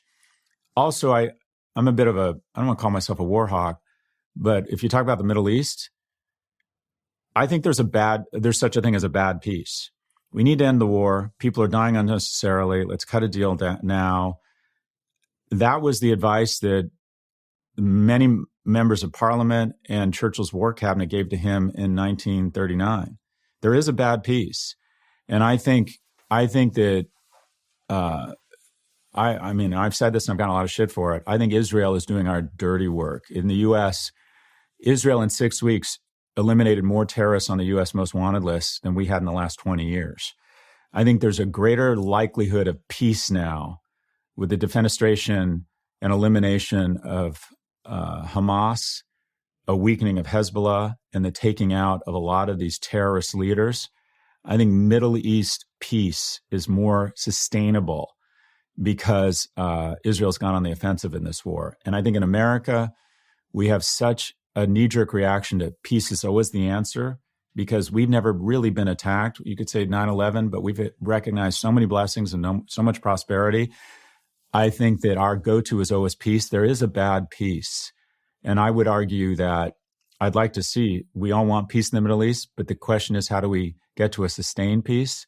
And sometimes I think there is a good war. So I'm more on the side, I think, than many people on Israel's offensive actions. I think what they did in Lebanon, taking out the Hezbollah combatants, was the most precise anti-terrorist action in history. I think it was just incredible. And then I see real hope here. I think after the war is over, the Kingdom of Saudi Arabia, I think, will normalize relations. But I would argue all the death and destruction and the horror on both sides, I don't want to say it's never worth it for the people who incur that type of destruction. I actually am hopeful. I think there's going to be a more sustainable peace in the Middle East because I think there's going to be a winner here. And I think the winner is Israel. And I think a lot of nations in the Gulf want to normalize relationships with Israel. And I think if the Kingdom of Saudi America, I'm getting really off topic here, and Israel normalize relations, that's going to create an iron dome that is more effective than their existing iron dome. So I'm actually quite hopeful that this war will result in a more sustainable peace. And I'm not sure that peace is always the answer, as most Americans feel it is. I think everyone's hoping for peace. I think that there's so much generational hate and resentment that's going to remain. Agreed. In the aftermath. That and with the way the algorithms are, I think. Well, are we creating more terrorists than we're killing? So I think stability is probably less likely, in my view. Lastly, men. You're writing a book about men. Yeah. That's exciting. Yeah. Well. Why? I mean, you've written books. There's a hormone that supposedly is released when women go through childbirth that creates literally amnesia. Otherwise, they would never have another one because it's such an unpleasant experience for them. I feel like the same thing happens to me every time I write a book. And that is, I forget how awful it is. And I sign another contract. And now I'm on chapter 2 or 3. And I'm like, Jesus Christ, I can't believe I've signed up for this shit again. But I've been thinking a lot about struggling young men. It's something I identify with. I was one of them. I don't think they're getting nearly the recognition. I think if any other special interest group, if you went into a morgue and 5 of the people who had died by suicide, 4 of them were one special interest group, you'd go, there's something wrong. We need to weigh in with programs. 4 out of 5 people who kill themselves in the U.S. are men. And a man after divorce, it's not only young men, a man after divorce becomes 8 times more likely to kill himself. And we have a society that is increasingly, for a lot of reasons, sociological, biological, and economic reasons, a lot of men feel useless and worthless. And those are the 2 words you hear most in suicide notes. So the key is, how do young men get a code? You can get a code from the military, religion, your friends, your family, work. And I think that we need to recreate and articulate a code around masculinity. What does it mean in a modern age to be a man? It's something I've wanted to do for a long time. And it's also something that I think I'm hoping can have more value than writing about, fucking Facebook over and over again. I mean, I think people have heard that. Anyways. Are you hopeful for men and the plight of men, young men and struggling men? The pat answer is, well, Stephen, I'm an optimist. I'm not. I'm a glass half empty kind of guy. I struggle with anger and depression. I have a tendency to see things, what's wrong with things. That's the bad news. The good news is I hate my life less and less every day. But yeah, I do think the opportunities, the agency young people have, They're more socially conscious. The fact that the economy, especially in America, tends to be up and to the right. I think people are recognizing. I track all the inbound emails I get. I get about 80 emails from strangers a day. The number one email, although it's toning me down lately, is the following. Is it too late to invest in NVIDIA? That's the number one question I get on email. The number two most frequent email is an email from a single mother worried about her sons. My daughter's in PR in Chicago. My other daughter's at Penn. My son is in the basement vaping and playing video games. And so I think that we're finally having a productive dialogue. You mentioned Andrew Tate. I think that took the dialogue to a bad place. Because then for a couple of years, whenever you started advocating for men, there was a gag reflex that, oh, here's another guy in the manosphere that's basically thinly veiled misogyny. We are finally having a productive conversation. I know you've had Richard Reeves on this podcast. He, in my opinion, and to a certain extent, Jordan Peterson, who deserves a lot of credit for bringing up these issues before it was politically correct. But Richard's work at the American Institute for Boys and Men has really highlighted how severe and deep the problem is. And even a lot of feminists and people he would expect to push back on a discussion or an advocacy for men recognize that we can't have in America, we can't have women who flourish if men are floundering. And I think people are finally coming around to the fact that there's something wrong in Mudville here, and it requires attention and resources and creative thinking around how we can help this group. So I'm actually more optimistic now about our willingness to have a productive conversation around the plights of young men instead of a politically charged conversation. I think the shit I hear online, well, now your hair's on fire. Where were you for the last 2,000 years as women and people, non-whites have been? I'm like, well, my response is, I think we were there for you. I think we've done stuff. I think we've tried. And now it's time to recognize, women still face huge obstacles. We should be focused on them. We should do nothing to slow the progress. But we have to acknowledge what's going on with young men, and that it requires empathy. It requires resources. It requires a productive conversation. And I'm optimistic we're finally starting to have that conversation. My last question to you before I go to the book is something that I was thinking about as you spoke about the young kid in his basement, his mother emailing into you, her daughters are doing fine, but the son is in the basement playing video games. It's a word you mentioned earlier, but a word that we had a debate about on this podcast a few weeks ago, which is the conversation around pornography. Yeah. It's become so prevalent. OnlyFans figures are tremendous, the revenue, the profit of that company, with the decline of sex amongst young men, having sex later and later and less, with it becoming harder and harder to find a partner. Pornography is now a booming industry, a bigger industry than ever before. One thing I learned, which I didn't realize recently, is that women get addicted to pornography and men. And I didn't say that in the debate, so I just wanted to say that because the top comment on the debate video was, by the way, we as women, I have a pornography addiction too. Yeah. And actually a really good friend of mine sent me a 7-minute voice note saying, I've just listened to the debate. I was really annoyed because there was 2 women sat there and no one mentioned the addiction that people like me have to pornography. And my friend said to me, and she's spoken about it now publicly, that she had a pornography addiction. But going back to the point, pornography. Mm-hmm. Should that kid in the basement be watching pornography?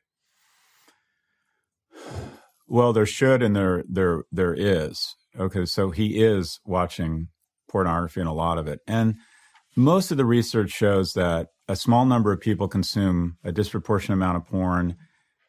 And it isn't necessarily, it's like drinking or consuming THC. Porn in moderation, I don't think is necessarily an evil. I'm not, like Project 2025 is talking about banning pornography. And I actually think OnlyFans is sort of an interesting economic innovation. I like the fact that a lot of young people are making a lot of money doing, I'm a little bit torn on it.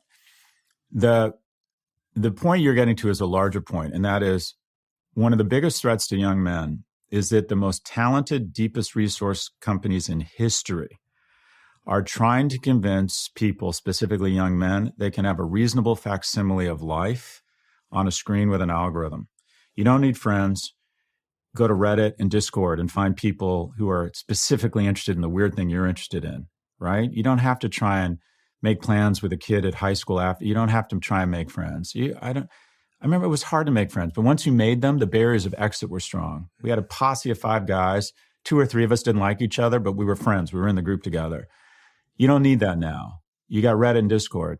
You don't need to go through the humiliation of going on LinkedIn and trying to interview and showing up for work on time and not getting high at night because you got to get up at 8 a.m. You have just trade stocks or crypto on Robinhood or Coinbase, right? And that's where I really hate the manosphere is all this bullshit. Just take my crypto course to learn how to make money and get a supercar like me. I mean, that is just pure theft in my view. You don't need to go through the humiliation, the endurance of showering, getting in shape, having a plan, learning humor, going to bars, going through the rejection of online dating, of trying to approach strange women and make them feel safe while expressing romantic interest. Romantic comedies are 2 hours, not 15 minutes for a reason. This shit is hard. Why do that when you have porn? So when I coach young men, one of the first things I say is, look, I'm not going to lecture you. I consume porn, right? But try and modulate it, because the reason I have the most rewarding thing in my life, which is my boys and raising them with a competent partner, is not because I had this vision that I'd be a great dad someday or I knew what that reward was. You don't know what it is. You don't know what it is until it happens. It's because I saw a woman at the Raleigh Hotel pool and I really wanted to have sex with her. I wasn't looking at her and think, you know what, this woman's going to be great at raising children. This woman's going to be great at buying homes, distressed real estate in Florida that creates cash flow for us and our family. This person, I just get the sense she's a really high character person. And my partner is all of those things. I just desperately wanted to have sex with her. And then we started having sex, and then we decided we liked hanging out together. And then before I knew it, we were spending all of our time together. And then before I knew it, we decided to move in together. And then we got a dog and started playing house. And here I am engaging in what is the most rewarding thing I have ever engaged in. The mojo to have sex is super important. The only reason I graduated from UCLA is because occasionally I go on campus thinking I might meet a strange woman to have sex with. Otherwise, I don't think I would have graduated. I never would have gone on campus. And I know how ridiculous that sounds, but sex is a huge motivator. And what I would say to men is, you gotta have that drive to have sex with women is a wonderful thing. That's one of the reasons we're on this planet. And the more you engage in porn and start believing that that is a reasonable facsimile of real sex, you're going to lose your mojo. You're going to lose your desire to work out, your desire to be attractive. If I could give advice to young men and young women, to young men, it's pretty simple. Be the guy you'd want to have sex with. Get your shit together. You don't have to be rich, but have a plan. Hit the gym every once in a while. Dress well. Smell nice, for God's sakes. Figure out a way to make a woman laugh. Take risks, take chances, endure rejection. That's okay. If you approach a woman and she's not interested in you, you're both going to be fine. You have to have that mojo. And the advice I give to a young woman is a second coffee. Can't tell a woman to have higher to lower standards, but every song and every piece of social media is basically telling women, oh, he did this? Walk right out of that door. You don't need that man. It's like, okay. And now what, right? I think there's so much loneliness. And so what I'd coach young women around dating is like, oh, I met him. He was okay. Like, if you survey married couples who've been married longer than 30 years, 3/4 of them say one was much more interested in the other in the beginning, and it was the man. Men are much less choosy than women because the downside of sex is much smaller for us because we don't get pregnant. So they're much choosier. So what a man needs is an environment to demonstrate excellence. I found out he was kind. He was great at work. He was great with clients. I started getting attracted to him. He was funny. I liked the way he smelled. But where does a man have an opportunity to demonstrate excellence? They're not going to school. They're not going into work. Young people aren't drinking as much. By the way, you've probably had Huberman and Attia. I think young people need to drink more. I don't see drunkenness. I see togetherness. Drink more alcohol. Yeah, drink more. I think they need to get out and drink more. Yeah. My advice to young people is to go out and drink more and make a series of bad decisions that might pay off. I think that we need more togetherness, more people, more sex, and more random encounters. And absolutely, people need to be in the company of strangers more and more. And I think young men are sequestering. We're turning into a different species of asexual, socially isolated, lonely people who become shitty citizens. And when women don't have a romantic relationship, they reinvest in work and their friends. When men don't have a relationship, they tend to just go down. a rabbit hole. Back to your original question, modulate everything you do. You're drinking too much alcohol, it's going to get in the way of your life. You're smoking too much pot, it's going to get in the way of your life. You're consuming too much porn, it's going to reduce your desire to take the risks and go out and meet somebody. Or put another way, you porn is a distant second to your porn. Get out there and start making your own porn. And you might find that you fall in love, establish the most meaningful thing in life, and that is a deep, meaningful relationship with someone you want to build a family with. And a lot of times for men, that starts with sex, and there's nothing wrong with that. If you're an entrepreneur, you're probably going to want to listen to this. It's a message from one of our sponsors on this podcast, which is LinkedIn. If you've listened to me on this podcast for a while now, you'll know that I've been on a bit of an evolution as a business owner and entrepreneur. And one of those evolutions that has become clearer and clearer as I've matured is that the single most important thing in building a business, in building a company, is hiring. The definition of the word company is actually group of people. And that is the first responsibility and job that any entrepreneur has and should focus on. But surprisingly, most don't. About 80% of my team have been hired from LinkedIn. And I think there's very few platforms, if any, in the world that could give you that diversity of candidate with that much information and data on their profiles. It usually costs money, but for the entrepreneurs that are listening to me, I've got you a free job ad post for your company on LinkedIn. Just go to linkedin.com/DOAC to post your free job ad today. That's linkedin.com/DOAC. Terms and conditions apply. Scott, the closing tradition we have in this podcast is maybe somewhat linked to what you just said. And it's, funnily enough, it's been left by the CEO of Google, the former CEO, Eric Schmidt. I know Eric. He's been on my pod. Thoughtful guy. It's going to, see, I already don't like this. It's going to be some very thoughtful question about the future or the environment or something. Well, it kind of links to what you were just talking about, which is, the question is, what are you scared about with AI and our future? The fears around AI, that it's sentient and decides in a millisecond that we're all a nuisance and to kill us. Misinformation is a big threat. Polarization, weaponization of our elections, income inequality, those are all real threats. I think the biggest threat of AI is loneliness. And that is, I don't know if you've seen any of these AI bots. Oh, yeah.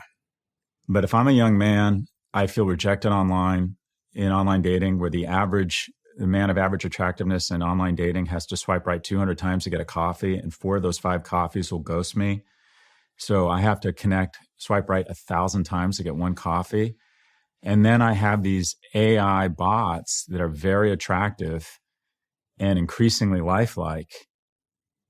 I worry that AI is going to create a series of fake relationships that reduce our desire to make real friends, take real risks. I think AI's biggest threat is loneliness. And 1 in 7 men don't have a single friend. 1 in 4 men can't name a best friend. And I think AI is going to create too many reasonable facsimiles of relationships. I think the biggest threat of AI is loneliness. It's so interesting how technology over the last 10 years, but even in this moment, has made all of our human desires not only go to a screen, but it's made them friction-free and, like you said earlier, low calorie. So I was just thinking about social networking made staying in touch with my friends easy, but shallow. And dating apps made or pornography has made sex seem easy, but it's not sex. It's not the real thing. And in the context of AI forming these relationships, it's difficult to have a relationship with my partner. Yeah. It's difficult because we argue and we clash, and then she interrupts me and I interrupt her and we fight. And I waste 3 hours trying to, get my point, feel seen and heard. With AI, I can have a relationship. She loves you. It's never going to argue with me. So easy, but not the real thing. And this is the world I think we're slowly heading towards, which causes me some concern, I guess, is that it's going to be easy, but it's not going to be the real thing. Look, you know this with your partner. There's just moments you have with your mates, moments you have with your parents, moments you have with a romantic partner, and then ultimately moments you'll have with your children. That's the whole shooting match. Anything else is just Memorex. It's just not, it's not the same. And also, when we sequester from one another, we become more prone to conspiracy theory. We're less empathetic to one another. yeah, I think the biggest threat is political. The second biggest threat is political extremism from both sides. But I think the thing that ails us is loneliness, because tech companies are trying to convince us you don't need to go through that rejection or that hard work. I'll give you a reasonable facsimile of a relationship on a screen. There's value in all the friction in life, isn't there? It seems, raising kids or having relationships, going out and getting rejected, putting the perfume on. And I sometimes think that, we're choosing comfort and anything that gets rid of the friction, without realizing that all the friction I've described, there's huge value in. Like going to the gym, there's huge value in that. But technology, and we're in a technology revolution, is going to offer us a nice low-cost substitute for that friction in the form of, all these things. The only thing I can promise young people is a certain amount of joy and tragedy in their life. And a lot of that ratio is about the circumstances they're born in and how they approach life. But the only other thing I can promise them is anything wonderful in their life is super fucking hard. That's it. A good relationship, making money. The only thing I can guarantee you, and anything that's really rewarding, is that it's going to be really hard. And so it should be. As it should be, yeah. Scott, thank you so much. Thank you, Stephen. The biggest fan of this book, your latest book, The Algebra of Wealth, so much so that I've endorsed it on the front there. But every time you come on you blurb this thing? That's how big time you are. That's humiliating. Did you not know? Oh my God, you're right on the front. Did you not know I was on the front of your book? Dude, my publisher decides all this shit. That's somewhat humiliating that a guy 30 years younger than me is on the cover of my book. My best blurb, though, is on my last book. I had Elon Musk. He said, an insufferable numbskull. He said that about me. Really? So I said, put it on the book. Put it on the book. Thanks for that, man. No worries. Thank you so much for all that you do, Scott. And we shall see about your prediction and what happens over the coming week with the American election. But either way, I'd love to chat again to you soon, because you're so vastly wise and an unbelievably remarkable communicator and storyteller in a way that just grips people. So thank you for teaching me everything you've taught me. Everybody needs to go get this book. Everybody needs to go listen to your podcast, where I've been closely following all of your analysis on the election. I saw you coming out and endorsing Kamala, which is why I reached out originally. But I'll link your podcast below, and also the Pivot podcast, for everyone to go and have a listen if they want to hear more from you. Scott, thank you. Thank you, Stephen. Congrats on all your success. I appreciate it. Thank you, Scott. Scott, I believe... Happy birthday to you. Happy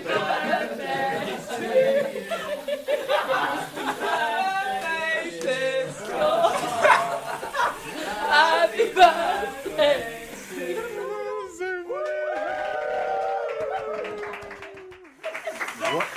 What the actual fuck? I mean, thank you. This is great. I almost slipped and broke a hip there. Don't do that at my age. Jesus. Happy birthday. I'm shaking.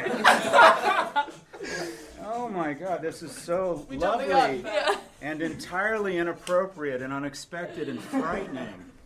Thank you so much. You know I'm 50. Yeah, of course. Oh my God. It was your birthday this Sunday, so... Yeah, thank you. This is great. Wow. Happy birthday, Scott. Isn't this cool? Every single conversation I have here on the Diary of a CEO, at the very end of it, you'll know, I asked the guest to leave a question in the Diary of a CEO. And what we've done is we've turned every single question written in the Diary of a CEO into these conversation cards that you can play at home.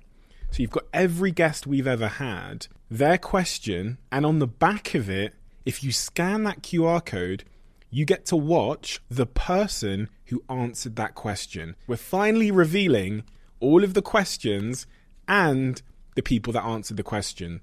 The brand new version 2 updated conversation cards are out right now at theconversationcards.com. They've sold out twice instantaneously, so if you are interested in getting hold of some limited edition conversation cards, I really, really recommend acting quickly.